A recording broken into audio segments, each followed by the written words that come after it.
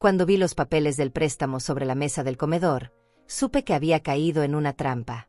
Mis hijos Rosana y Eliseo me miraban con esas sonrisas falsas que conocía tan bien, esperando que firmara como avalista de $80,000 sin hacer preguntas. Pero yo ya no era la misma mujer que había pagado la universidad de Rosana, su apartamento en el centro, su carro último modelo. Ya no era la madre que había financiado el primer negocio de Eliseo y cubierto todas sus deudas cuando quebró. El silencio se extendió entre nosotros mientras yo observaba cada detalle de esa escena montada con precisión. La mesa estaba puesta con mi vajilla más bonita, habían traído flores del jardín y hasta habían preparado mi postre favorito. Todo calculado para ablandarme el corazón antes del golpe final. Rosana tenía los documentos organizados en una carpeta elegante, con marcadores amarillos señalando exactamente dónde debía firmar. Eliseo jugaba con su teléfono, fingiendo desinterés, pero yo veía cómo revisaba la hora cada pocos minutos. «Mami, es solo una formalidad», dijo Rosana con esa voz melosa que usaba cuando quería algo. «Tú sabes que somos responsables con el dinero. Esta nueva empresa va a ser increíble, y el banco solo necesita tu firma para aprobar todo». Sus palabras sonaban ensayadas, como si hubiera practicado frente al espejo. Eliseo asintió sin levantar la vista, agregando: «Es una oportunidad única, mamá. No podemos dejarla pasar». Pero yo veía lo que ellos no sabían que veía. La manera en que se habían puesto de acuerdo antes de mi llegada, cómo habían coordinado sus argumentos, la prisa disimulada en sus gestos. Durante 68 años de vida había aprendido a leer a las personas, especialmente a mis propios hijos. Y en ese momento, sentada en mi propia mesa, rodeada de mi propia vajilla, entendí que para ellos yo no era más que una firma en un papel. Recordé todos los sacrificios que había hecho por ellos. Las madrugadas trabajando para pagar sus estudios, las comidas que me salté para que ellos pudieran comer mejor, los sueños que abandoné para financiar los suyos. Cuando Rosana quiso estudiar arquitectura en una universidad privada, yo vendí las joyas de mi madre sin pestañear. Cuando Eliseo necesitó capital para su primera empresa, hipotequé mi casa sin dudar. Siempre había sido así, ellos pedían, yo daba. Pero ahora, viendo esos papeles frente a mí, algo se rompió por dentro. No fue un ruido fuerte ni dramático. Fue como cuando se rompe un hilo muy fino que había estado sosteniendo todo junto durante décadas. De repente pude ver con claridad lo que había estado negando durante tanto tiempo. Para mis hijos, yo era solo un recurso que debía estar siempre disponible. ¿Por qué no me contaron sobre esta empresa antes?, pregunté con voz tranquila, sin tocar los documentos. Rosana y Eliseo intercambiaron una mirada rápida, esa comunicación silenciosa que tenían desde niños cuando habían hecho algo malo. «Queríamos que fuera una sorpresa», respondió Eliseo, pero su voz tembló ligeramente. «Y también queríamos estar seguros de que todo estaba bien encaminado antes de involucrarte», añadió Rosana, acomodándose el pelo con nerviosismo. Sus explicaciones sonaban huecas, llenas de huecos que yo podía ver claramente. Si realmente querían incluirme en su proyecto, habrían compartido conmigo desde el principio. Si realmente valoraban mi opinión, habrían pedido mi consejo antes de llegar al punto de necesitar un aval. Pero no habían hecho nada de eso. Solo habían aparecido cuando necesitaban mi firma en un documento que comprometía mi patrimonio. Me levanté de la mesa lentamente, sintiendo el peso de todos esos años en mis articulaciones. «Necesito tiempo para pensarlo», dije, y vi cómo sus caras se transformaron. La sorpresa primero, luego la frustración apenas disimulada. Habían esperado que firmara sin preguntar, como había hecho tantas veces antes. Pero esta vez algo era diferente, y ellos podían sentirlo aunque no lo entendieran completamente. «Pero mamá», empezó a protestar Rosana, «el banco necesita la respuesta hoy. Si no firmamos ahora, perdemos la oportunidad». La urgencia en su voz me confirmó lo que ya sospechaba. Esto no era una oportunidad de negocios, era una presión calculada para que yo no tuviera tiempo de pensar o consultar con alguien más. Caminé hacia la ventana y miré hacia la calle donde había jugado con ellos cuando eran pequeños. Recordé sus risas inocentes, la manera en que corrían hacia mí cuando se lastimaban, cómo me buscaban cuando tenían pesadillas. ¿Cuándo había comenzado a cambiar todo? ¿Cuándo había dejado de ser su refugio para convertirme en su banco personal? «Voy a necesitar revisar todos estos documentos con calma», les dije sin voltearme. «Y probablemente consulte con mi abogado». El silencio que siguió fue tan denso que pude escuchar el tic-tac del reloj de la cocina. Cuando finalmente me di la vuelta, vi algo en sus ojos que nunca había visto antes. Miedo. No miedo por mí o por nuestra relación, sino miedo de que su plan no funcionara. En ese momento entendí que tenía que tomar una decisión que cambiaría todo para siempre. Esa noche, después de que se fueron con caras largas y excusas sobre llamarme al día siguiente, me quedé sola en mi casa repasando cada detalle de lo que había pasado. Pero mientras lavaba los platos que habían usado, comenzaron a llegar los recuerdos como olas, uno tras otro, todos esos pequeños momentos que había justificado o ignorado durante los últimos años. Recordé el cumpleaños de Eliseo del año pasado. Había preparado su comida favorita, comprado un regalo caro que sabía que necesitaba para su oficina, y me había arreglado con mi mejor vestido esperando que llegara. Esperé hasta las 10 de la noche. Cuando finalmente llamé, me dijo que había surgido algo importante del trabajo, que me compensaría la próxima semana. Esa próxima semana nunca llegó. Después me enteré por una vecina que lo había visto en un restaurante elegante esa misma noche, celebrando con sus amigos. Y Rosana, mi niña, como solía llamarla. Hacía 6 meses había planeado una cena especial para presentarme a su nuevo novio. Me había hablado tanto de él que yo ya me había ilusionado con conocerlo. Gasté una fortuna en ingredientes especiales, limpié la casa de arriba a abajo, hasta compré flores para el centro de mesa. Una hora antes de que llegaran, me llamó para cancelar. Se enfermó mi novio, mami. Será otro día. Pero 2 días después vi las fotos en sus redes sociales. Habían ido a una boda, él se veía perfectamente sano, y ella radiante en un vestido que yo había pagado. Mientras secaba un vaso, recordé la vez que Eliseo me pidió prestados $3,000 para una emergencia médica. Es urgente, mamá. No puedo esperar al lunes para ir al banco. Le transferí el dinero esa misma noche sin hacer preguntas. Semanas después descubrí que había sido para el enganche de una motocicleta nueva. Cuando se lo mencioné, se enojó conmigo por espiar sus redes sociales donde había publicado fotos presumiendo su nueva adquisición. También estaba el día que Rosana me pidió que cuidara a su perro mientras ella salía de la ciudad por trabajo. Solo será un fin de semana, mami. Y tú sabes que Max te adora. Cancelé mis planes con mis amigas del grupo de bordado para quedarme con el animal.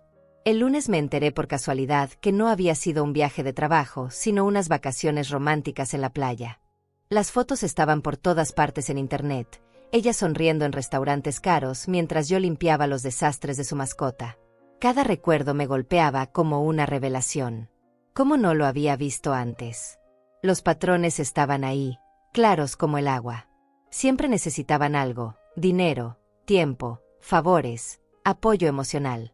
Pero cuando yo necesitaba compañía, cuando me sentía sola, cuando quería compartir algo importante con ellos, siempre tenían excusas perfectas. Sus vidas estaban llenas de compromisos urgentes que no me incluían.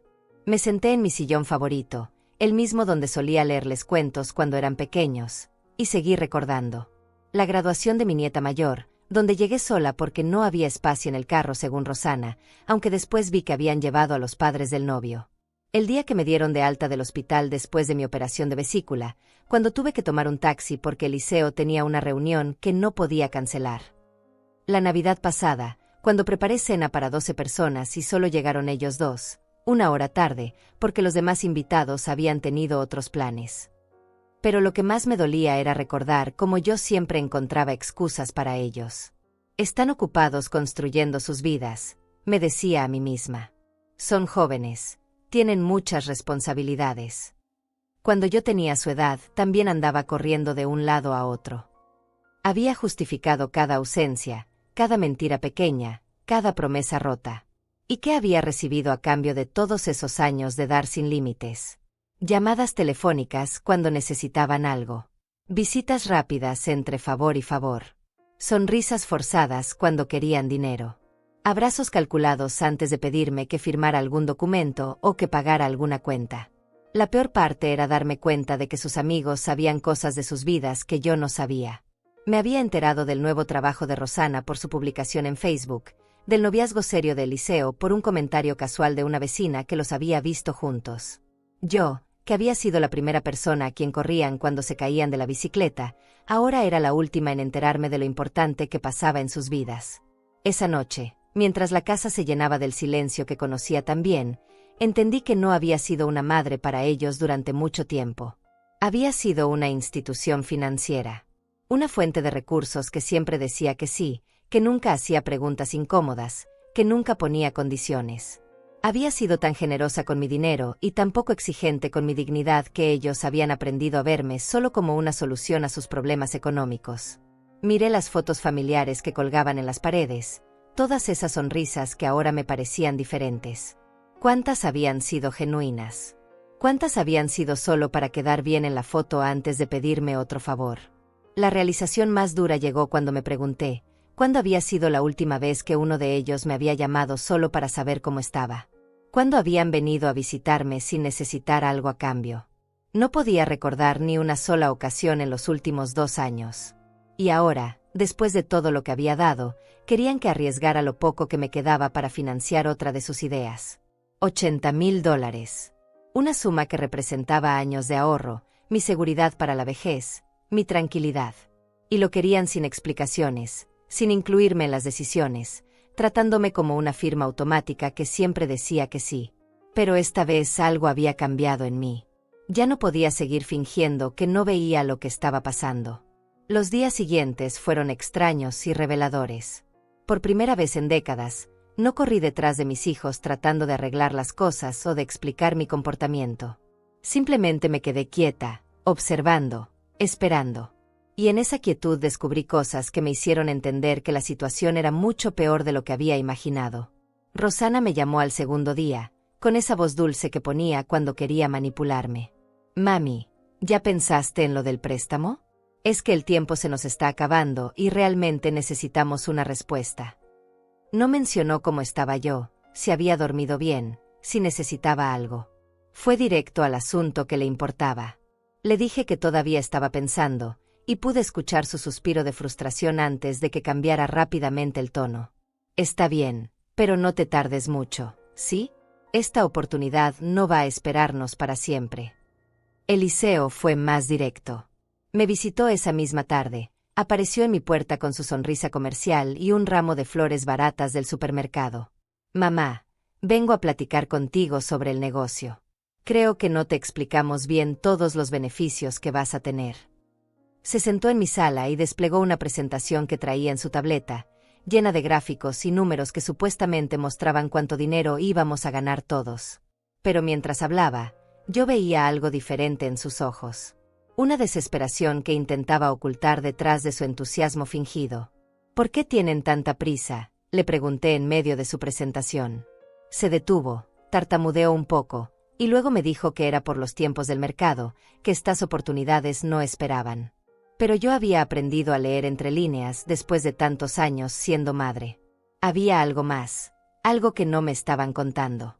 Esa noche llamé a Hermilda, mi vecina y amiga de toda la vida. Ella había criado a sus hijos al mismo tiempo que yo criaba a los míos. Habíamos compartido tardes enteras viendo cómo jugaban juntos en el patio. «Hermilda», le dije, «necesito preguntarte algo y quiero que seas honesta conmigo. ¿Tú has notado algo raro en la manera en que mis hijos me tratan?». El silencio del otro lado del teléfono me dijo más que 1000 palabras. Finalmente, Hermilda suspiró.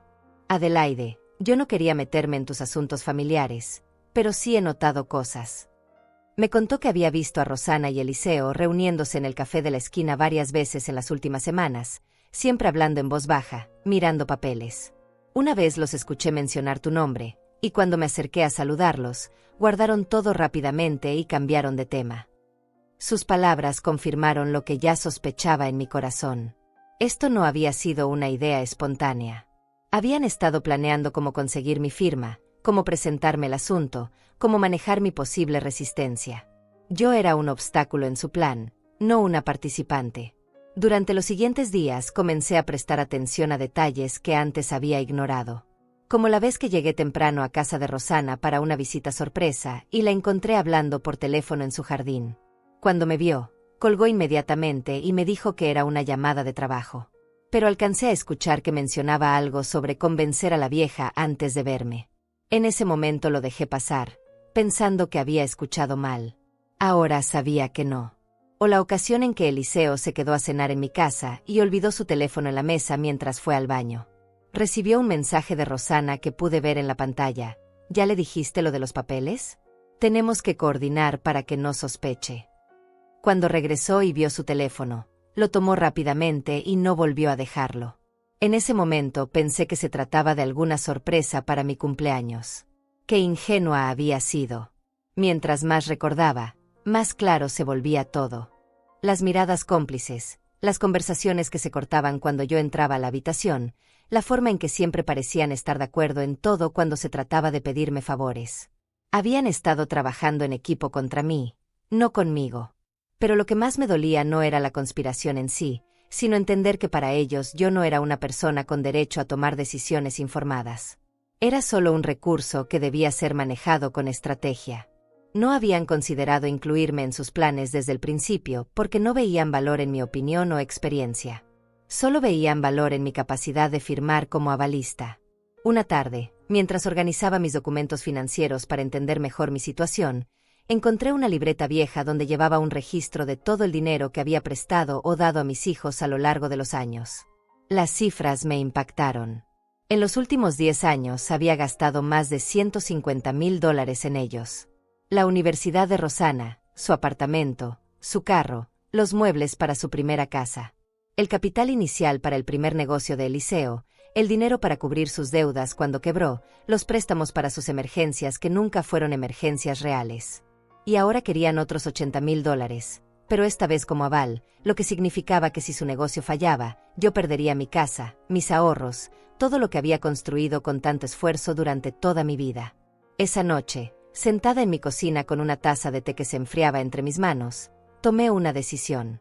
No iba a firmar esos papeles. No porque no quisiera ayudar a mis hijos, sino porque finalmente había entendido que lo que ellos querían no era ayuda, era control. Querían tener acceso total a mi patrimonio sin darme participación real en las decisiones. Pero también decidí algo más importante. No iba a confrontarlos con gritos o reproches. Iba a actuar con inteligencia. Si ellos habían hecho un plan para manejarme, yo iba a hacer mi propio plan. Porque después de 68 años de vida, había aprendido que a veces el silencio y la paciencia son las armas más poderosas que puede tener una mujer. Al día siguiente, cuando Rosana me llamó por tercera vez para preguntarme por los papeles, le dije con toda la calma del mundo: déjame unos días más, hija. Quiero estar completamente segura antes de tomar una decisión tan importante. Se escuchó aliviada, pensando que solo necesitaba más tiempo para convencerme. No sabía que yo ya había tomado mi decisión, y que esos días los iba a usar para algo completamente diferente. Al cuarto día de mi silencio calculado, Hermilda apareció en mi puerta con una expresión que no había visto en ella durante todos nuestros años de amistad. Traía una bolsa de pan dulce, pero sus ojos estaban llenos de una preocupación que me puso inmediatamente alerta. Adelaide, tenemos que hablar, me dijo sin sus saludos habituales. Y lo que te voy a contar no te va a gustar. Nos sentamos en mi cocina, donde habíamos compartido tantas tardes de café y chismes del barrio. Pero esta vez Hermilda no tocó su taza, solo se quedó allí, luchando con las palabras como si fueran piedras pesadas que tuviera que sacar de su garganta. Ayer estuve en el banco, comenzó, haciendo cola para mis diligencias, y escuché una conversación que no debería haber escuchado. Me preparé para lo peor, pero nada me había preparado para lo que siguió. Hermilda me contó que había visto a Rosana y Eliseo en el banco, hablando con el gerente de créditos. Estaban en una de esas oficinas con paredes de vidrio, y aunque no podía escuchar todo, se alcanzó a captar fragmentos que la dejaron helada. Tu hija estaba mostrando papeles y hablaba de la propiedad de mi madre, como garantía. Y el gerente preguntó si tú ya habías dado tu consentimiento. Pero lo que más la había alarmado era la respuesta de Eliseo. Mi mamá va a firmar, no se preocupe. Ella siempre hace lo que le pedimos. Nunca ha sido problema. La tranquilidad con la que lo había dicho, como si fuera un hecho consumado, como si mi opinión fuera solo una formalidad que ellos podían manejar. Hermilda siguió relatándome lo que había presenciado, cada palabra como una bofetada a mi dignidad. Rosana había preguntado sobre los tiempos del proceso una vez que tuviera mi firma, y había mencionado algo sobre manejar a mamá para que no haga preguntas después. El gerente les había explicado los pasos siguientes. asumiendo que mi consentimiento era solo cuestión de tiempo. Pero lo peor viene ahora, continuó Hermilda, y vi cómo se le quebraba la voz. Cuando salían del banco, lo seguí un poco porque algo no me cuadraba. Se fueron juntos a ese restaurante elegante que está en la plaza, y allí se encontraron con otras personas. No pude acercarme mucho, alcancé a escuchar que estaban celebrando algo. Lo que había escuchado después la había dejado sin palabras. Una de las personas en la mesa había preguntado cómo habían conseguido que yo accediera tan rápido a ser avalista de una suma tan grande. La respuesta de Rosana había sido escalofriante. Mi mamá es fácil de manejar. Después de todos estos años dándole dinero, se siente culpable si no nos ayuda. Además, a su edad, ¿qué más va a hacer con ese dinero? Eliseo había agregado algo aún peor. Lo importante es que ya tenemos la casa evaluada. Con eso como garantía, el préstamo está asegurado. Y si algo sale mal, bueno, de todas formas ella no va a vivir para siempre. Las carcajadas que siguieron a ese comentario habían hecho que Hermilda sintiera náuseas. Mientras mi amiga me relataba esto, yo sentía como si el piso bajo mis pies se estuviera desmoronando. No era solo que mis hijos me estuvieran usando como garantía financiera.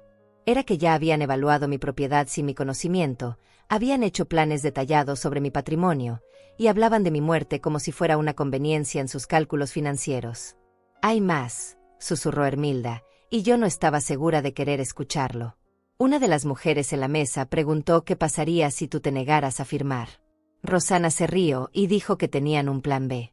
Que si eras difícil, iban a empezar a hablar de residencias para adultos mayores, que dirían que te estás volviendo olvidadiza y que no puedes manejar tus finanzas sola.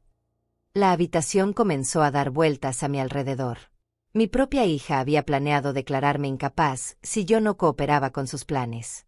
Habían pensado en todo, la manipulación emocional primero, la presión familiar después, y si nada de eso funcionaba, la invalidación legal de mi autonomía. ¿Cómo pudieron evaluar mi casa sin que yo supiera?, pregunté con una voz que no reconocí como mía. Hermilda me explicó que probablemente habían usado documentos viejos, fotos, registros públicos. No necesitaban entrar a la casa para hacer una evaluación aproximada, me dijo.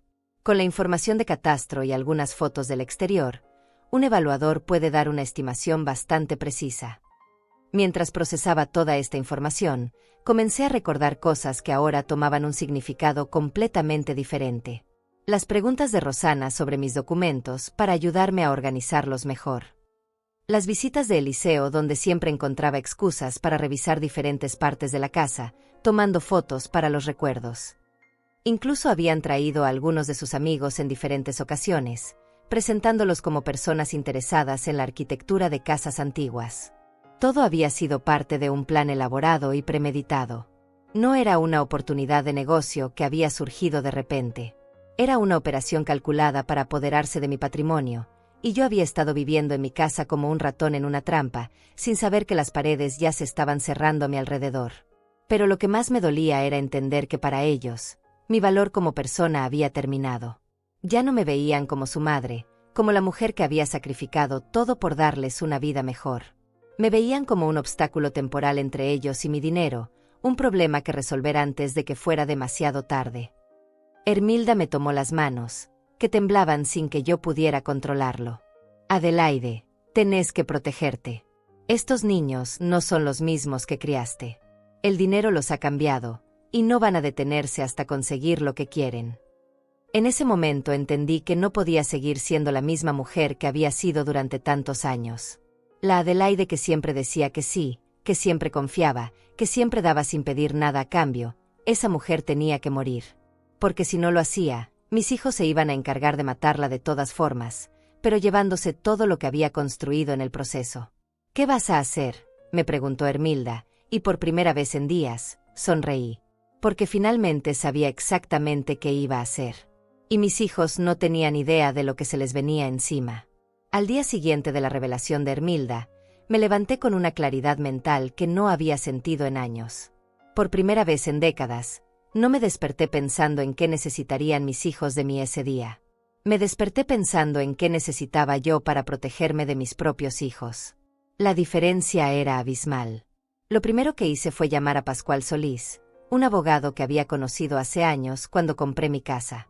Era un hombre honesto y directo, de esos que no endulzan la verdad para hacerte sentir mejor.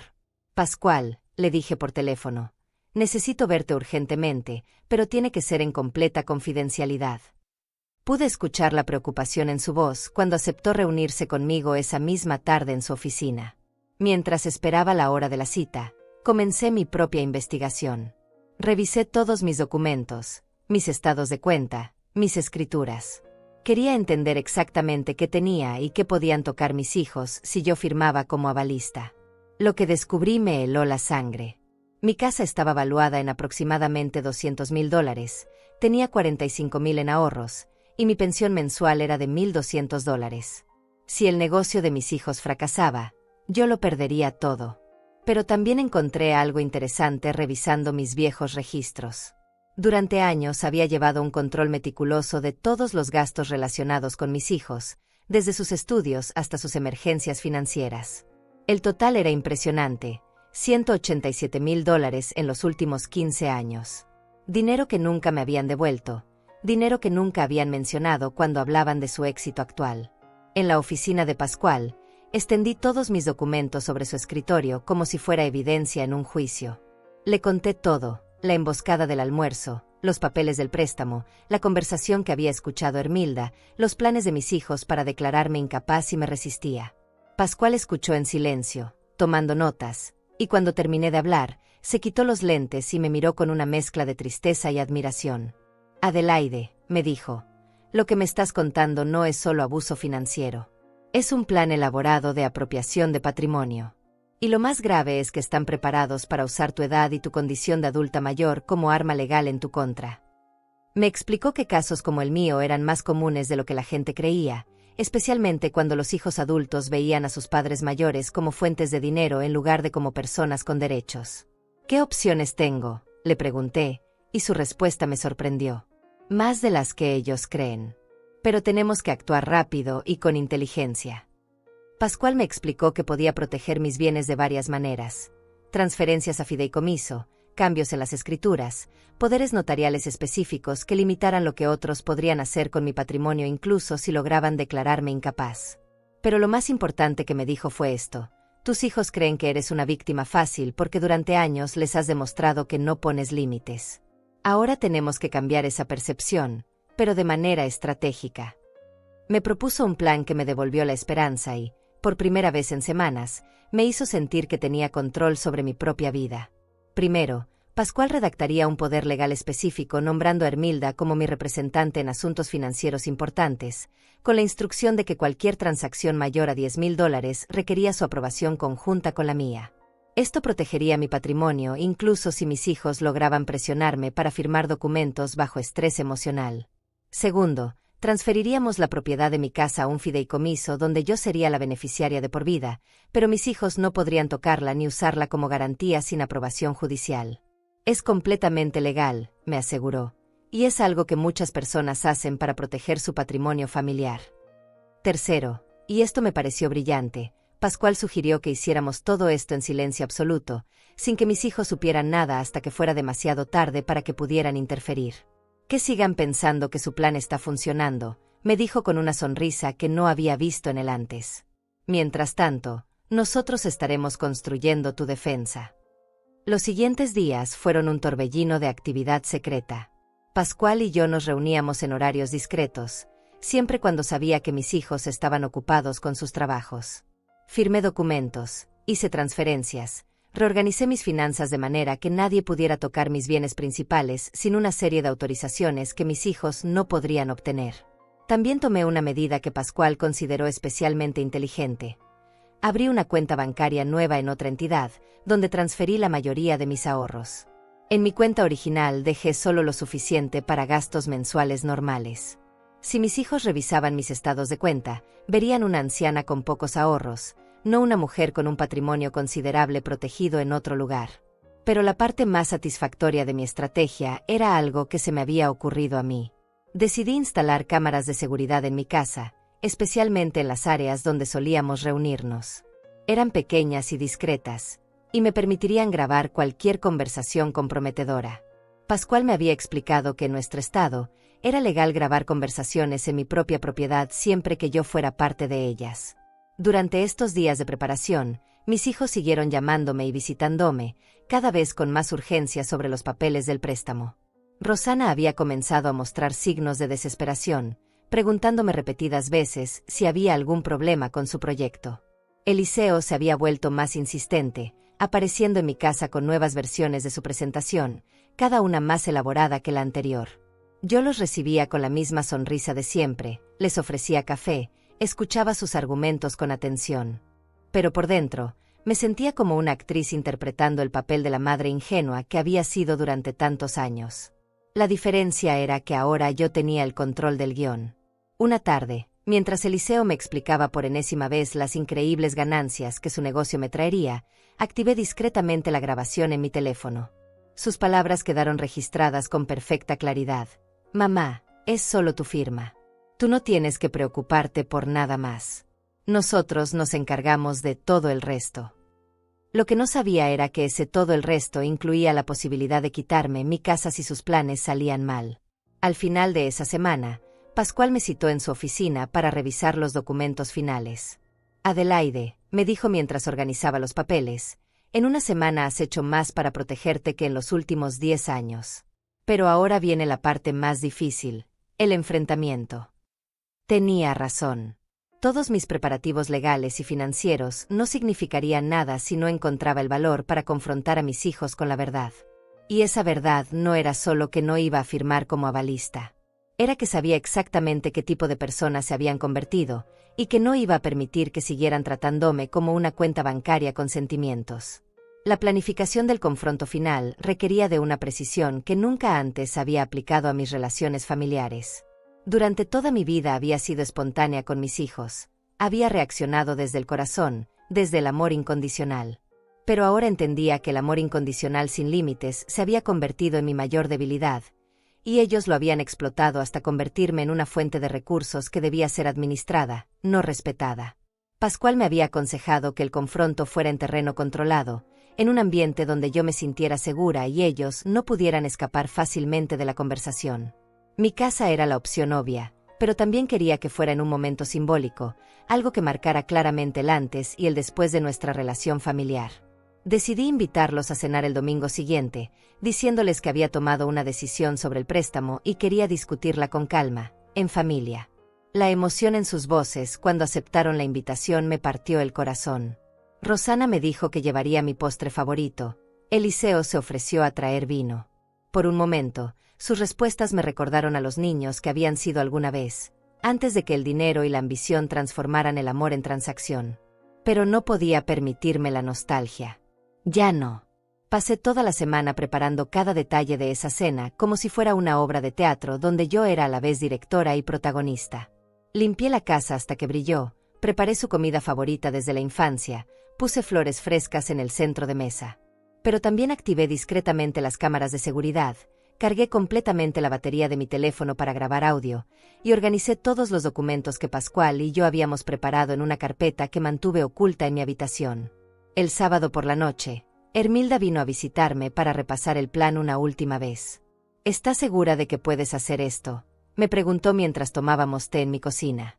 Han sido tus hijos por 30 y tantos años. No va a ser fácil verlos como lo que realmente son. Tenía razón. Parte de mí seguía esperando que hubiera alguna explicación, alguna manera de que todo esto fuera un malentendido gigantesco. Hermilda, le dije, he estado siendo madre durante tanto tiempo que casi había olvidado cómo ser mujer.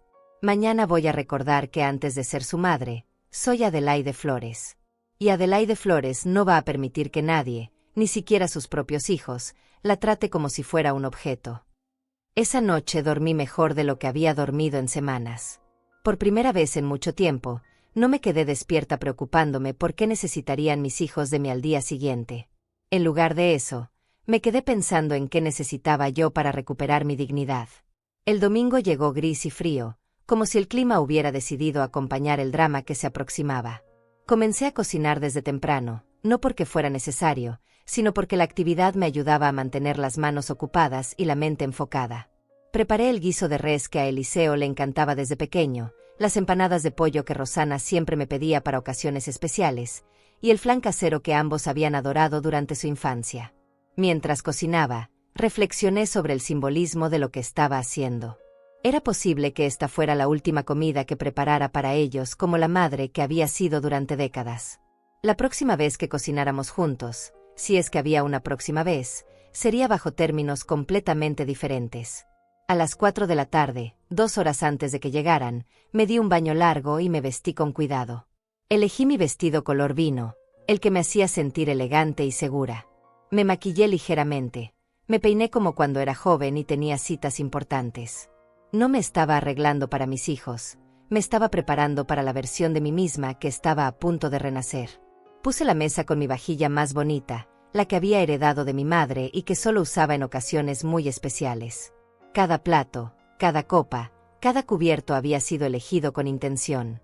Si esta iba a ser una despedida, sería una despedida digna. A las 5:30, Pascual llamó para confirmar que todo estaba listo desde el aspecto legal. Recuerda, me dijo, no importa cuánto lloren, cuánto se enoje, o qué argumentos emocionales usen. Los documentos ya están firmados, tus bienes están protegidos, y tienes todo el poder legal de tu lado. Ellos no pueden tocarte. Sus palabras me dieron la tranquilidad final que necesitaba.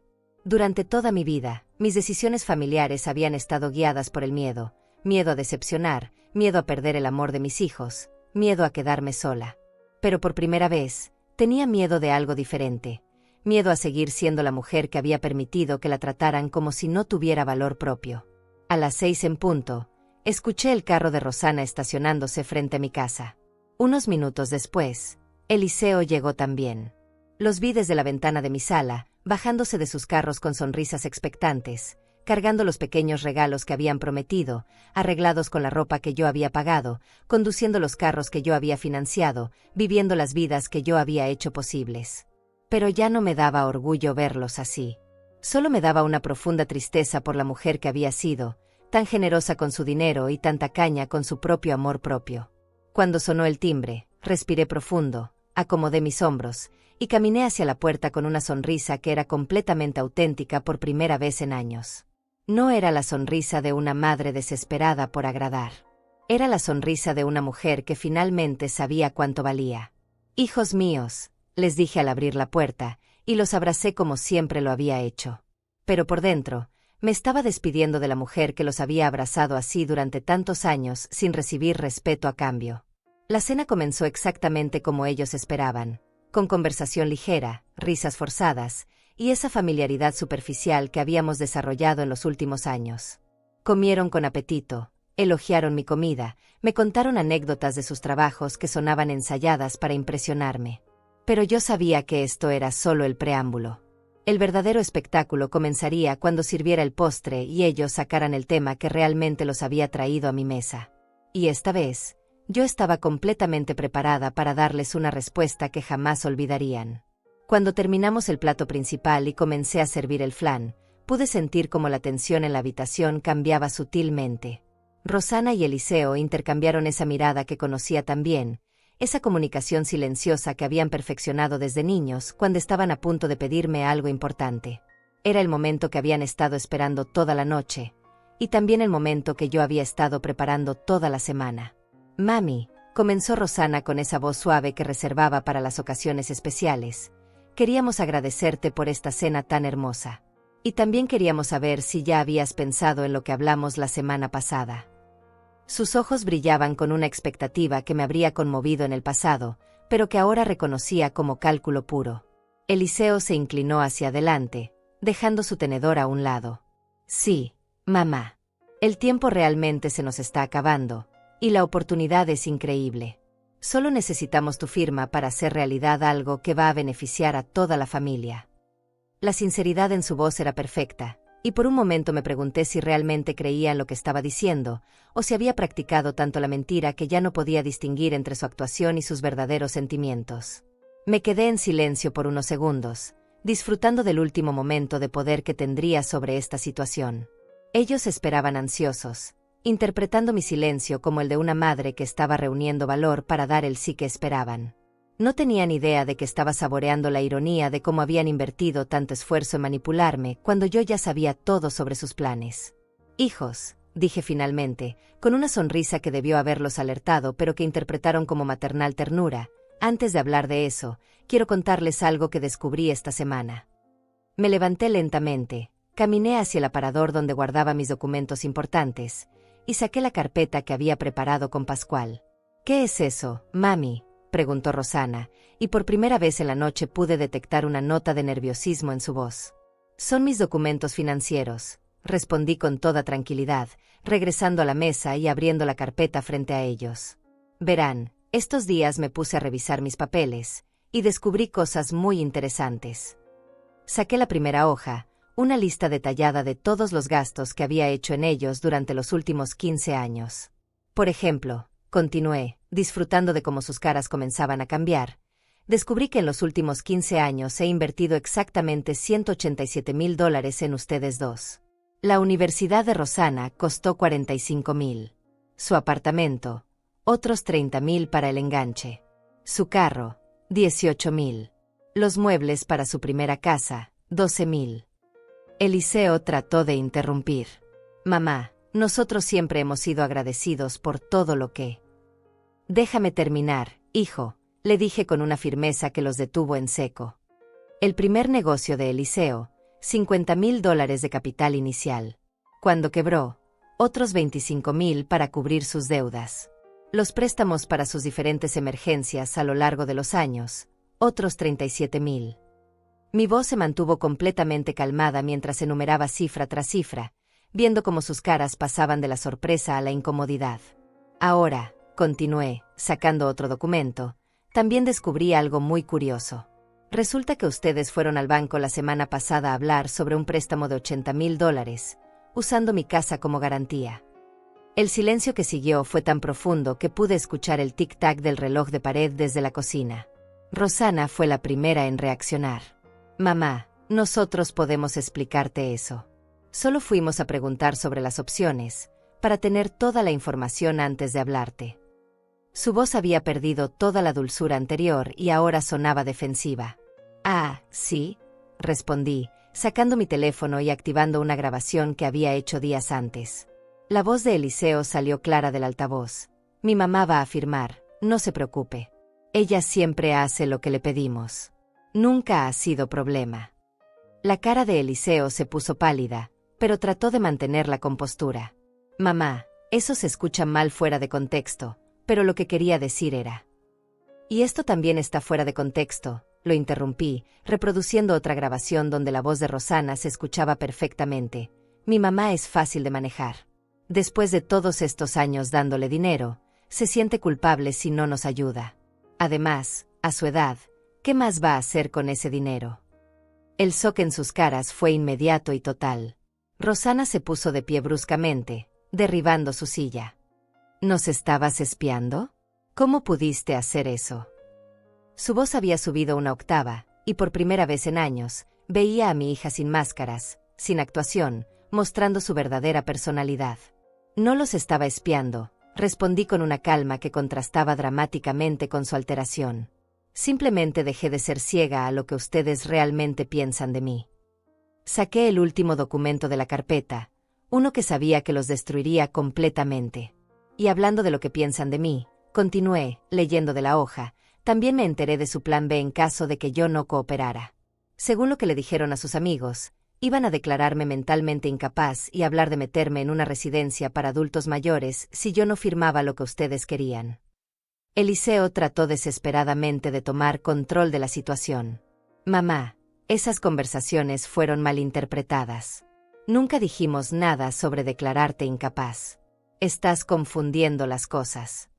Pero su voz temblaba, y pude ver cómo las mentiras se le hacían cada vez más difíciles de sostener. «Ah, ¿sí?», dije, reproduciendo una última grabación donde su propia voz decía claramente: «Sí es difícil, vamos a empezar a hablar de residencias para adultos mayores, que diremos que se está volviendo olvidadiza y que no puede manejar sus finanzas sola». El silencio que siguió fue apocalíptico. Rosana se había quedado de pie junto a su silla caída, con las manos temblándole visiblemente. Eliseo miraba fijamente la mesa, como si pudiera desaparecer si evitaba mi mirada el tiempo suficiente. Ahora, dije, guardando calmadamente todos los documentos de vuelta en la carpeta, quiero que entiendan algo muy claramente. No voy a firmar como avalista de su préstamo. No voy a arriesgar mi casa, mis ahorros, o mi futuro para financiar otro de sus planes. Mi voz siguió siendo tranquila, pero cada palabra salía cargada de una determinación que nunca antes habían escuchado de mí. Pero más importante que eso, continué, mirándolos a ambos directamente a los ojos, quiero que sepan que ya tomé medidas para protegerme de ustedes. Saqué una copia de los documentos que había firmado con Pascual. Mi casa ahora está en un fideicomiso que no pueden tocar. Mis ahorros están en cuentas que no pueden acceder. Y he designado representantes legales que van a asegurarse de que nunca más puedan usar mi edad o mi amor de madre en mi contra. Rosana explotó finalmente. No puedes hacer esto. Somos tu familia. Todo lo que tenemos te lo debemos a ti, pero también todo lo que tú tienes nos pertenece a nosotros. Sus palabras revelaron exactamente lo que yo había sospechado. Para ella, yo no era una persona independiente con derechos propios. Era una extensión de ellos, un recurso familiar que debía estar disponible para sus necesidades. Exactamente, le respondí, y mi sonrisa debe haberla aterrado porque retrocedió un paso. Todo lo que tienen me lo deben a mí. Y ahora es tiempo de que aprendan a vivir sin seguir debiéndome nada más. Eliseo finalmente levantó la mirada, y vi algo en sus ojos que nunca había visto antes. Odio puro.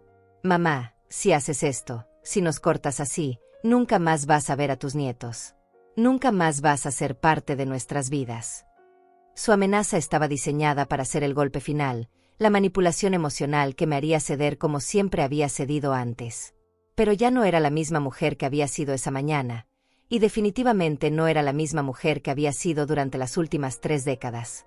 Eliseo, le dije, poniéndome de pie lentamente, si mis nietos van a crecer pensando que las personas mayores existen solo para ser explotadas, entonces probablemente es mejor que no vean ese ejemplo en mí. La verdad de mis palabras los golpeó como una bofetada, y finalmente entendieron que la mujer que habían conocido toda su vida había desaparecido para siempre. Los días que siguieron al confronto fueron los más extraños de mi vida adulta. Por primera vez en décadas, mi teléfono no sonaba constantemente con llamadas de mis hijos pidiendo algo, preguntando algo, necesitando algo. El silencio era tan profundo que inicialmente me asustó, pero gradualmente comencé a reconocerlo como el sonido de la libertad. Rosana y Eliseo se habían ido de mi casa esa noche sin decir palabra después de mi último comentario sobre los nietos. Habían recogido sus cosas con movimientos bruscos y expresiones de shock que se transformaban lentamente en algo mucho más feo, el resentimiento de quienes habían perdido acceso a algo que consideraban suyo por derecho. La puerta se cerró tras ellos con un sonido que marcó el final de una era y el comienzo de algo completamente nuevo. Los primeros 3 días fueron los más difíciles. A pesar de todo lo que había descubierto sobre mis hijos, a pesar de toda la preparación emocional que había hecho, la costumbre de preocuparme por ellos seguía tan arraigada en mí que me despertaba en las madrugadas preguntándome si estaban bien. Pero cada vez que la culpa comenzaba a apoderarse de mí, recordaba las grabaciones, recordaba sus planes para declararme incapaz, recordaba cómo habían hablado de mi muerte como una conveniencia en sus cálculos financieros. El 4.º día, Hermilda apareció en mi puerta con una expresión preocupada. Adelaide, he escuchado rumores en el barrio. Rosana ha estado diciéndole a la gente que te estás volviendo senil, que has tomado decisiones irracionales con tu dinero. Sus palabras confirmaron exactamente lo que había predicho Pascual, que mis hijos intentarían desacreditar mi capacidad mental para justificar sus acciones ante otros. Déjalos hablar, le respondí con una tranquilidad que me sorprendió a mí misma. La gente que me conoce realmente sabe quién soy. Y los que no me conocen, sus opiniones no importan. Pero internamente, sabía que esto era solo el comienzo. Mis hijos no iban a aceptar su derrota sin pelear. Esa misma tarde recibí la primera llamada amenazante. Era Eliseo, y su voz tenía un tono que nunca había escuchado antes. Frío, calculado, completamente despojado del cariño fingido que había usado durante años. Mamá, esperamos que reconsideres tu posición. Estás cometiendo un error muy grande, y las consecuencias van a ser permanentes. No era una súplica. Era una advertencia. Eliseo, le respondí, ya no soy la mujer que se asusta con amenazas. Si tienen algo que decirme, pueden venir a hablar conmigo cara a cara, como adultos. Colgué antes de que pudiera responder, e inmediatamente llamé a Pascual para informarle sobre la llamada. Era de esperarse, me dijo el abogado. Ahora van a intensificar la presión porque saben que han perdido el control. Pero recuerda que tienes todas las protecciones legales en lugar. No pueden tocarte. Sus palabras me tranquilizaron, pero también me prepararon mentalmente para lo que vendría después. No tuve que esperar mucho. Al día siguiente, Rosana apareció en mi casa con lágrimas que parecían genuinas, pero que yo ya sabía interpretar como otra forma de manipulación. «Mami», me suplicó desde mi puerta, «por favor, tenemos que hablar. No puedes destruir nuestra familia así. Piensa en tus nietos, piensa en todo lo que hemos construido juntos». Por primera vez en nuestra relación, no la dejé entrar automáticamente. Me quedé en el marco de la puerta, manteniendo una distancia física que simbolizaba la distancia emocional que finalmente había logrado establecer. «Rosana», le dije, «si quieres hablar conmigo sobre reconstruir nuestra relación, estoy dispuesta. Pero si vienes a seguir manipulándome para que cambie mis decisiones financieras, esta conversación termina aquí».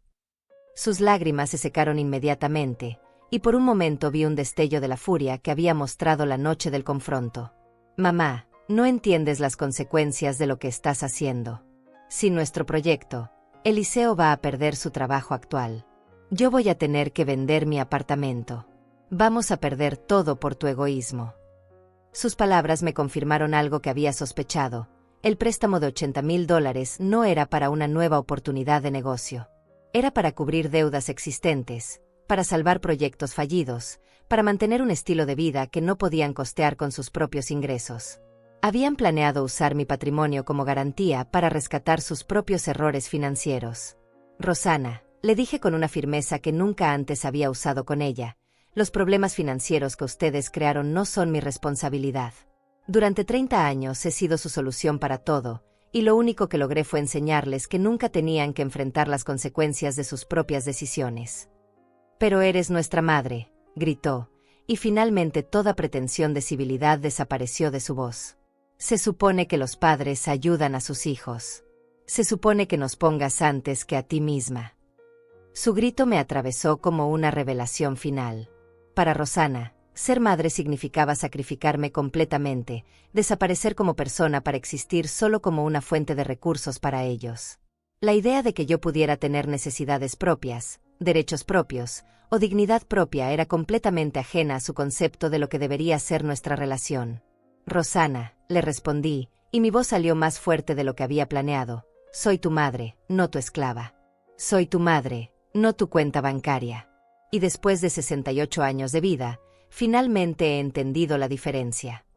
Cerré la puerta suavemente pero definitivamente, dejándola afuera con sus gritos y sus amenazas. Esa noche, mientras preparaba mi cena para una persona por primera vez en décadas, me di cuenta de algo extraordinario. Por primera vez en años, no tenía miedo. No tenía miedo de quedarme sola, no tenía miedo de decepcionar a mis hijos, no tenía miedo de ser vista como la mala de la historia. Lo único que tenía era una sensación de alivio tan profunda que casi me hizo llorar de gratitud. Los siguientes días trajeron una paz que no había experimentado en décadas. Leí libros que había querido leer durante años, pero que nunca había tenido tiempo porque siempre estaba resolviendo alguna crisis de mis hijos. Llamé a amigas que había perdido porque nunca tenía tiempo libre que no estuviera dedicado a las necesidades de Rosana y Eliseo. Comencé a hacer planes para viajes que siempre había pospuesto porque siempre había alguna emergencia familiar que requería mi dinero o mi atención. Pero lo más importante era la tranquilidad mental. Por primera vez en años, no me despertaba preguntándome qué necesitarían mis hijos de mí ese día. No revisaba mi teléfono constantemente esperando mensajes sobre nuevas crisis que tenía que resolver. No calculaba mentalmente cuánto dinero me quedaba disponible para sus próximas emergencias. Una semana después del confronto, Pascual me llamó con noticias que no me sorprendieron pero que confirmaron mis sospechas. «Adelaide, he recibido una llamada de un abogado que representa a tus hijos. Quieren impugnar las transferencias que hicimos, alegando que fuiste coaccionada o que no estabas en pleno uso de tus facultades mentales cuando las firmaste». «¿Y qué les dijiste?», pregunté, aunque ya sabía la respuesta. Les dije que tienes evaluaciones psicológicas recientes que confirman tu plena capacidad mental, que todas las transferencias fueron realizadas con asesoría legal completa, y que cualquier intento de impugnar estas decisiones solo va a resultar en costos legales para ellos sin ningún beneficio. Pascual sonaba satisfecho. También les mencioné que tenemos grabaciones de sus propias voces planeando declararte incapaz, lo cual podría ser usado como evidencia de sus verdaderas intenciones. Esa tarde, recibí una llamada de un número que no reconocí. Era la voz de mi nieta mayor, Clara, la hija de Rosana. Abuela Adelaide, me dijo, y su voz sonaba diferente, más madura de lo que recordaba. ¿Podemos hablar? Mamá me ha estado contando cosas sobre ti que no me suenan como la abuela que conozco. Por primera vez en semanas, sentí una punzada de esperanza real. Mis nietos, que habían sido usados como armas emocionales en las amenazas de mis hijos, tal vez no estaban completamente perdidos. Tal vez había una oportunidad de tener relaciones genuinas con ellos, basadas en respeto mutuo en lugar de obligaciones financieras. Clara, le respondí, me encantaría hablar contigo. Pero quiero que sepas que cualquier conversación que tengamos va a ser honesta. No voy a mentirte sobre lo que está pasando con tus padres, pero tampoco voy a tratar de ponerte en contra de ellos. Eso es exactamente lo que quería escuchar, me respondió, y pude escuchar alivio en su voz. ¿Puedo venir a visitarte mañana? Sola, sin mis padres. Quiero entender qué está pasando realmente. Mientras colgaba el teléfono, me di cuenta de que mi nueva vida no iba a ser solo sobre lo que había perdido o cortado. También iba a ser sobre lo que podía reconstruir, pero esta vez sobre bases completamente diferentes. Bases de respeto, honestidad y límites saludables. Por primera vez en décadas, el futuro me parecía lleno de posibilidades genuinas en lugar de obligaciones agotadoras. 6 meses después de aquella cena que cambió todo, me levanto cada mañana con una sensación que había olvidado que existía, la tranquilidad de saber que mi día me pertenece. No hay llamadas urgentes sobre crisis financieras que debo resolver, no hay visita sorpresa de hijos adultos que necesitan dinero para emergencias que nunca son realmente emergencias. Por primera vez en décadas, mi vida es mía. La visita de Clara ese día siguiente al confronto había sido reveladora de maneras que nunca esperé.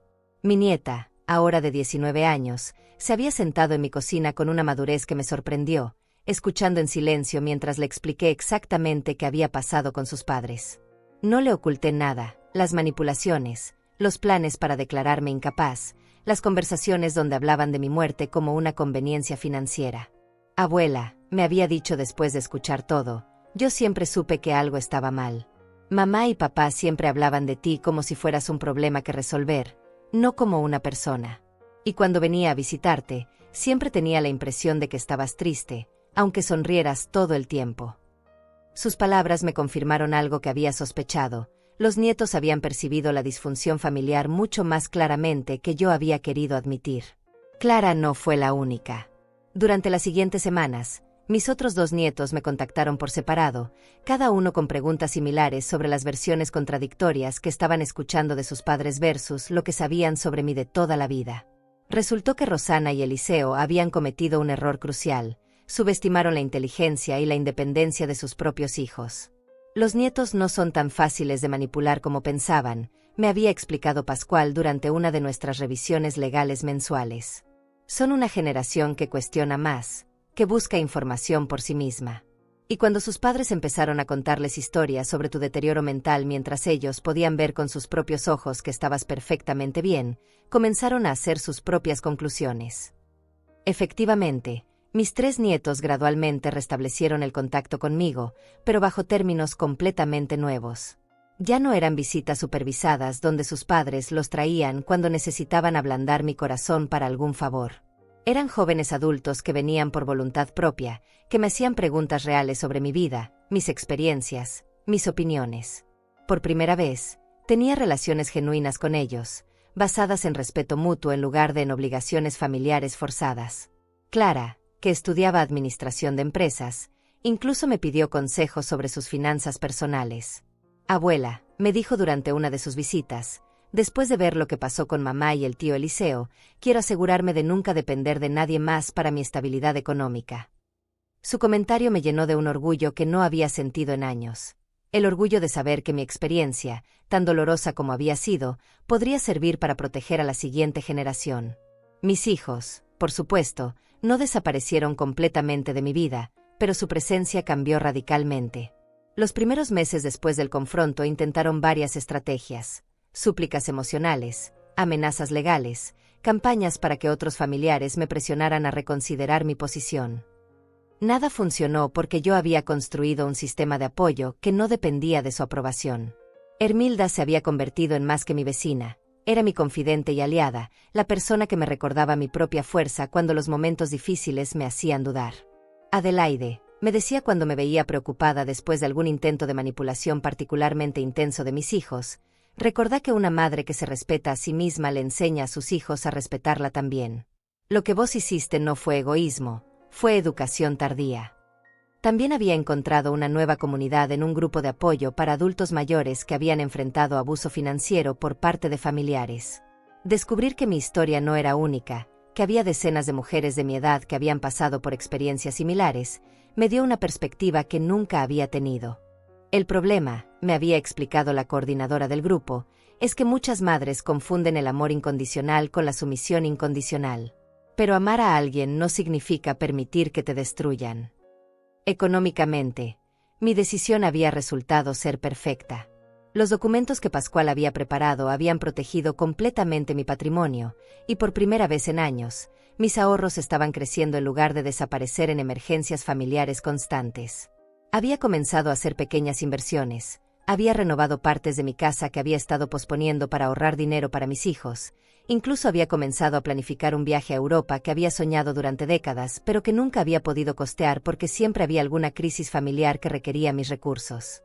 Lo más sorprendente era cómo había cambiado mi relación con el dinero mismo. Durante años, había visto mis ahorros como algo que existía para resolver los problemas de otros. Ahora entendía que mi seguridad financiera era la base de mi independencia, mi dignidad, y mi capacidad de ayudar a otros desde una posición de fuerza en lugar de desde la desesperación. Unos meses después del confronto inicial, Eliseo había aparecido en mi puerta con una apariencia muy diferente. Su ropa cara había sido reemplazada por jeans simples y una camisa arrugada. Su carro lujoso ya no estaba, había llegado en transporte público. «Mamá», me había dicho, y por primera vez en años, su voz sonaba genuinamente humilde, «quería pedirte disculpas. No por no darte el dinero», se había apresurado a aclarar, «sino por haberte hablado de verdad». Habían tenido una conversación real esa tarde, probablemente la primera conversación honesta que habíamos tenido en décadas. Eliseo me había contado sobre las deudas que había acumulado tratando de mantener un estilo de vida que no podía costear, sobre la presión de mantener apariencias, sobre cómo había llegado a ver mi generosidad como algo que le debía en lugar de como el regalo que había sido. «Mamá», me había dicho hacia el final de esa conversación, «creo que nunca aprendimos a ser adultos realmente porque tú siempre estabas ahí para salvarnos de las consecuencias de nuestros errores». Su observación era profunda y dolorosa, pero también esperanzadora. Por primera vez, uno de mis hijos estaba reconociendo su propia responsabilidad en la disfunción de nuestra relación. Rosana había tardado más en llegar a ese punto. Su orgullo era más grande, su resentimiento más profundo. Cuando finalmente vino a visitarme, 6 meses después del confronto, llegó con una propuesta que me hizo reír por su audacia pura. «Mamá», me había dicho, «he pensado mucho sobre lo que pasó, y creo que podemos encontrar un punto medio. ¿Qué tal si me prestas solo la mitad del dinero que necesitábamos originalmente?» Rosana, le había respondido con una sonrisa que no era cruel pero tampoco era condescendiente. «El dinero nunca fue realmente el problema. El problema era que ustedes me veían como un recurso en lugar de como una persona. Hasta que no cambien esa perspectiva, no hay cantidad de dinero que vaya a arreglar nuestra relación». Había tomado meses adicionales, pero gradualmente tanto Rosana como Eliseo habían comenzado a visitarme sin agendas ocultas. Las conversaciones seguían siendo tensas a veces, llenas de años de resentimiento mutuo que no iban a desaparecer de la noche a la mañana. Pero eran conversaciones genuinas, donde yo podía expresar mis opiniones sin miedo a perder su amor, y donde ellos tenían que enfrentar las consecuencias de sus propias decisiones sin esperar que yo los rescatara automáticamente. La relación que estábamos construyendo no era la relación familiar perfecta que había soñado durante años. Era algo más complicado, más honesto, y paradójicamente, más amoroso. porque por primera vez, estaba basada en el respeto mutuo en lugar de en la dependencia económica. Una tarde, mientras regaba las plantas en mi jardín y escuchaba el ruido de los niños jugando en la calle, reflexioné sobre todo lo que había aprendido durante este proceso. La lección más importante no había sido sobre el dinero, o sobre los límites, o sobre la manipulación familiar. Había sido sobre el valor propio. Durante décadas, había medido mi valor como madre por mi capacidad de dar, de sacrificarme, de resolver problemas para mis hijos. Había confundido el agotamiento con el amor, la sumisión con la generosidad. Pero finalmente había entendido que una madre que no se respeta a sí misma no puede enseñar a sus hijos a respetarla. Una mujer que no reconoce su propia dignidad no puede esperar que otros la reconozcan. Ahora, cuando me levanto cada mañana, no me pregunto qué necesitarán mis hijos de mí ese día. Me pregunto qué necesito yo para ser la mejor versión de mí misma. Y resulta que cuando cuido de mí misma primero, tengo mucho más que ofrecer a otros, pero desde una posición de fuerza en lugar de desde la desesperación. Esa tarde, mientras el sol se ponía sobre mi jardín y me preparaba para otra noche de sueño tranquilo, sonó mi teléfono. Era Clara, mi nieta mayor. «Abuela», me dijo, «¿quieres venir conmigo y mis hermanos a cenar el domingo? Solo nosotros, sin drama familiar. Queremos escuchar más historias sobre tu vida antes de que fueras nuestra abuela». Mientras colgaba el teléfono, me di cuenta de que había algo más valioso que todo el dinero que había ahorrado al establecer límites con mis hijos. Había recuperado mi identidad como Adelaide Flores, no solo como la madre de alguien, sino como una mujer completa con su propia historia, sus propios sueños y su propia dignidad. Y por primera vez en décadas, esa mujer tenía ganas de vivir. Han pasado 2 años desde aquella cena que marcó el final de una versión de mí misma y el nacimiento de otra. Esta mañana, mientras preparaba café para una sola persona sin sentir la punzada de soledad que solía acompañar ese ritual, me di cuenta de algo extraordinario. Ya no recuerdo exactamente cómo se sentía ser la mujer que era antes. No es que haya perdido la memoria. Es que esa Adelaide que vivía en constante ansiedad por las necesidades de sus hijos, que medía cada día por su capacidad de resolver crisis ajenas, que se despertaba cada mañana preguntándose qué emergencia tendría que financiar, esa mujer se siente ahora como un personaje de una novela triste que leí hace mucho tiempo. Alguien por quien siento compasión, pero que ya no reconozco como yo misma. Ayer encontré una foto vieja en un cajón que estaba organizando. Era de una reunión familiar de hace 5 años. En la imagen, yo estoy rodeada de mis hijos y nietos, sonriendo ampliamente. Pero cuando miré más de cerca, pude ver lo que no había notado entonces: mis ojos. Tenían esa expresión de cansancio perpetuo que desarrollan las personas que han estado dando más de lo que tienen durante demasiado tiempo. Era la sonrisa de alguien que había olvidado que tenía derecho a estar triste, enojada o simplemente agotada.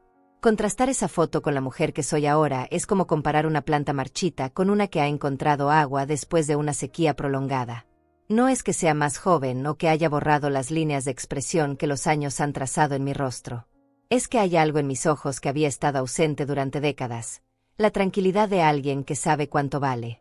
Mis hijos han seguido evolucionando también, aunque el proceso ha sido lento y a veces doloroso para todos. Eliseo encontró trabajo en una empresa más pequeña después de que su proyecto grande fracasara sin mi respaldo financiero. Su sueldo es menor, su apartamento es más modesto, pero por primera vez en años me habla de su trabajo con genuino entusiasmo en lugar de con esa desesperación constante de alguien que vive más allá de sus posibilidades. La última vez que vino a visitarme, me trajo un regalo que me impactó más que cualquier cosa cara que hubiera comprado con mi dinero en el pasado: una planta pequeña que había estado cuidando en su oficina. «Mamá», me dijo mientras la colocábamos en mi ventana, «me hizo pensar en ti. Es resistente, crece despacio pero seguro, y no necesita mucha atención para florecer. Pero cuando alguien la cuida bien, es hermosa». Rosana ha sido más difícil de entender. Su orgullo herido la mantuvo alejada durante más tiempo, y cuando finalmente comenzó a visitarme regularmente, traía una energía defensiva que hacía nuestras conversaciones tensas. Pero hace unos meses, algo cambió. Llegó un día sin maquillaje, con ropa simple, y por primera vez en años me habló sin calcular cada palabra. «Mamá», me había dicho, «he estado yendo a terapia. Mi psicóloga me hizo una pregunta que no podía responder. ¿Cuándo fue la última vez que te preocupaste por cómo estaba tu madre en lugar de por qué podía hacer por ti?» Su honestidad me había conmovido tanto que por un momento pensé que iba a romper mi nueva regla de no rescatar automáticamente a mis hijos de la incomodidad emocional. Pero me contuve, y en su lugar simplemente le dije: me alegra que te estés haciendo esas preguntas. Los cambios más hermosos han llegado a través de mis nietos. Clara terminó su carrera con honores y consiguió un trabajo en una firma de contabilidad. Pero lo que más me enorgullece es la conversación que tuvimos el mes pasado, cuando me dijo: abuela, he estado ahorrando dinero desde que empecé a trabajar. No porque tenga miedo de necesitarlo, sino porque vi lo que pasa cuando dependes de otros para tu seguridad. Mis errores del pasado se habían convertido en lecciones valiosas para la siguiente generación. Mi nieto menor, Tadeo, ahora de 16 años, viene a visitarme cada sábado para ayudarme con las tareas del jardín. No porque sus padres se lo hayan pedido, sino porque genuinamente disfruta nuestras conversaciones. La semana pasada me dijo algo que me hizo entender que todo lo que había pasado había valido la pena. Abuela, mis amigos siempre se quejan de que sus abuelas son dramáticas o demandantes. Pero contigo es diferente. Siento que puedo ser yo mismo, y tú también eres tú misma. Es relajante. Relajante. Esa palabra resonó en mi mente durante días. Cuando era la Adelaide que siempre decía que sí, que siempre resolvía problemas, que siempre estaba disponible para crisis ajenas, nadie habría descrito estar conmigo como relajante. Era útil, era generosa, era confiable. Pero no era relajante, porque yo misma nunca estaba relajada. Ahora, mis relaciones tienen una calidad completamente diferente. Las conversaciones fluyen naturalmente en lugar de seguir el patrón predecible de ¿cómo estás?, seguido inmediatamente de necesito que me ayudes con. Las visitas no tienen agendas ocultas. Los abrazos no son transaccionales. Por primera vez en décadas, las personas que me rodean me buscan por quién soy, no por lo que puedo hacer por ellos. Económicamente, mi situación es mejor de lo que había sido en años. Sin el drenaje constante de emergencias familiares, mis ahorros han crecido de manera estable. Pero más importante que las cifras en mi cuenta bancaria es la relación que he desarrollado con mi propia seguridad financiera. Ya no veo mi dinero como algo que existe para resolver problemas de otros. Lo veo como la herramienta que me permite vivir con dignidad y ayudar a otros desde una posición de fortaleza cuando elijo hacerlo. El mes pasado, una vecina me pidió consejo porque su hijo adulto le estaba pidiendo dinero prestado constantemente para cubrir gastos que claramente estaban más allá de sus ingresos. Mientras le explicaba lo que había aprendido sobre la diferencia entre ayudar y habilitar comportamientos destructivos, me di cuenta de que mi experiencia dolorosa se había convertido en sabiduría que podía ofrecer a otros. No se trata de no amar a nuestros hijos, le expliqué. Se trata de amarlos lo suficiente como para no robarles la oportunidad de crecer. Cuando siempre los rescatamos de las consecuencias de sus decisiones, les estamos enseñando que no confiamos en su capacidad de aprender y cambiar. Hay tardes, como esta, cuando me siento en mi sillón favorito con una taza de té y miro hacia atrás a los últimos 2 años, que siento algo que podría describir como gratitud hacia la versión pasada de mí misma. No gratitud por haber permitido que me manipularan durante tantos años, sino gratitud por haber encontrado finalmente el valor de cambiar el curso. Cambiar a los 68 años no es fácil. Los patrones de comportamiento que he mantenido durante décadas no desaparecen de la noche a la mañana. Todavía hay momentos cuando mi primer instinto es decir que sí a pedidos que sé que debería cuestionar. Todavía hay días cuando la soledad me hace considerar si no habría sido más fácil mantener el status quo, seguir siendo la madre complaciente que compraba paz temporal con generosidad financiera. Pero entonces recuerdo la sensación de estar sentada en aquella mesa, viendo esos papeles de préstamo, sintiendo como mis propios hijos me habían reducido a una firma en un documento. Recuerdo la conversación que escuchó Hermilda, donde hablaban de mi muerte como una conveniencia en sus planes financieros. Y recuerdo que la paz que habría comprado manteniéndome en silencio no habría sido realmente paz, sino resignación. La mujer que soy ahora duerme mejor por las noches, pero no porque su vida sea más fácil. Duerme mejor porque sus decisiones están alineadas con sus valores. No me despierto en las madrugadas preguntándome si debería haber dicho que no a algo, o sintiendo resentimiento por haber dicho que sí cuando no quería. Mis días tienen un ritmo diferente ahora. Leo más, camino más, paso tiempo con amigas que había descuidado durante años porque siempre estaba manejando alguna crisis familiar. He comenzado a tomar clases de pintura, Algo que siempre quise hacer pero que siempre posponía porque el dinero y el tiempo estaban destinados a las necesidades de otros. Lo más extraño es que siento que estoy conociendo a Adelaide Flores por primera vez. Durante tanto tiempo fui la mamá de Rosana y Eliseo que había olvidado quién era antes de convertirme en madre, y quién podría ser además de ser madre. Resulta que soy alguien que disfruta de las mañanas silenciosas, que tiene opiniones fuertes sobre política, que se ríe a carcajadas con comedias que mis hijos considerarían tontas, y que tiene sueños que no involucran a nadie más que a mí misma. Esta nueva versión de mí misma no es egoísta, como mis hijos afirmaron inicialmente. Es simplemente completa. Y desde esta completitud, puedo ofrecer a otros una versión más auténtica de amor. Amor que no está basado en el miedo al abandono, sino en el respeto mutuo y la elección genuina.